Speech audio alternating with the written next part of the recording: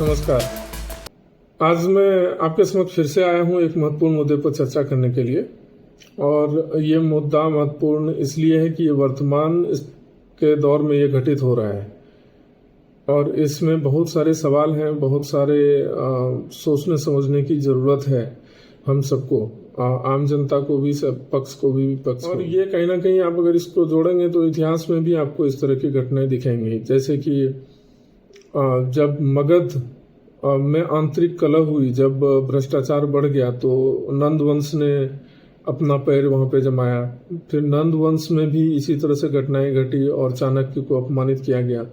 तब जाके चाणक्य वहां से बाहर निकलते हैं और संकल्प लेते हैं कि वो एक कुशल राजा को गद्दी पर बिठाएंगे और तब जाके मौर्य समाज का स्थापना होता है। तो किस तरह से राजाओं का बदलाव होता है।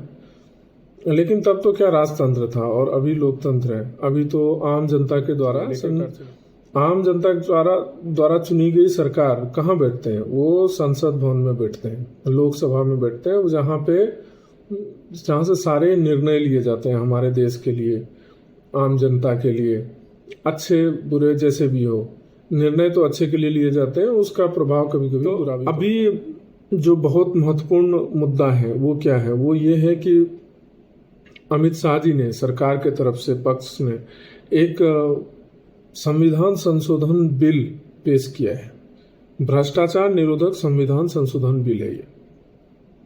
अभी इसमें क्या होता है इस बिल में कि अगर कोई भी व्यक्ति जो मुख्यमंत्री पद पे हो या प्रधानमंत्री की पद पर बैठे हैं, तो अभी वो व्यक्ति अगर किसी भी भ्रष्टाचार में पकड़े जाते हैं या किसी भी तरह से पकड़े जाते हैं और गिरफ्तार होते हैं और 30 दिन से ज़्यादा उसकी गिरफ्तारी हो चुकी है, 30 दिन से ऊपर वो जेल में है या रिमांड पर है, तो स्वयं उसका पद उनसे छीन लिया जाता है, स्वयं उसका पद चला जाता है, वो उस पद से निष्कासित हो जाते हैं इस कानून के द्वारा।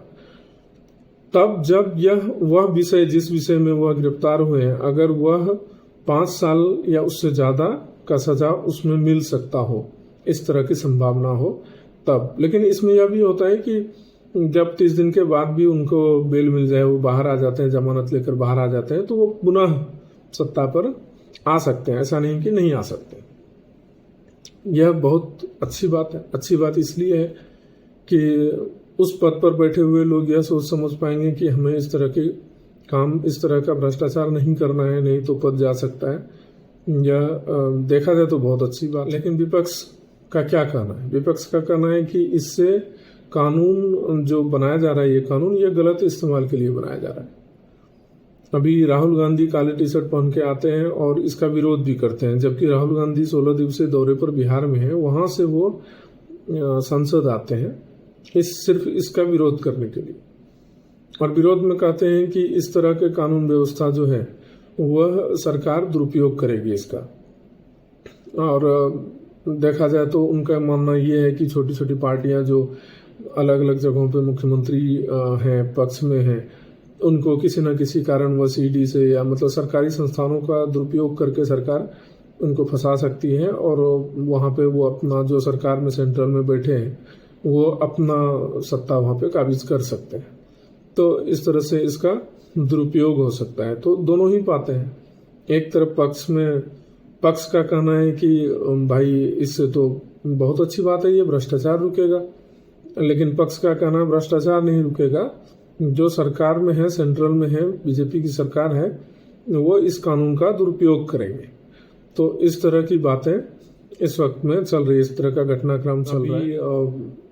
देखना है कि आगे इस तरह का कानून आ पाता है कि नहीं आ पाता है, इसमें क्या बदलाव होता है, क्या इससे वाकई में फायदा होगा, क्या इससे नुकसान होगा। क्योंकि अगर आप पुराने कुछ घटनाक्रम पर नजर डालें तो जैसे केजरीवाल को ही ले लें, उनको जेल में रखा गया, लेकिन वो जेल से ही सरकार चला रहे थे, उन्होंने अपने पद से इस्तीफा नहीं दिया और जेल से ही सरकार चल रही थी। जब जेल से सरकार चलेगी तो प्रदेश का क्या होगा, जनता का क्या होगा, यह सोचने वाली बात है। लेकिन अगर दूसरी तरफ देखें तो जब वो जेल से छूट जाते हैं, बाहर आते हैं, और बाद में ऐसा भी, उसके लिए नहीं बोल रहा हूँ, लेकिन बाद में अन्य कई सारे लोगों के लिए ऐसा भी पता चलता है कि सीबीआई या अन्य संस्थान जो है उस तरह का सबूत पेश नहीं कर पाते हैं और जिससे कि उसको सजा हो, उन्हें छोड़ दिया जाता है।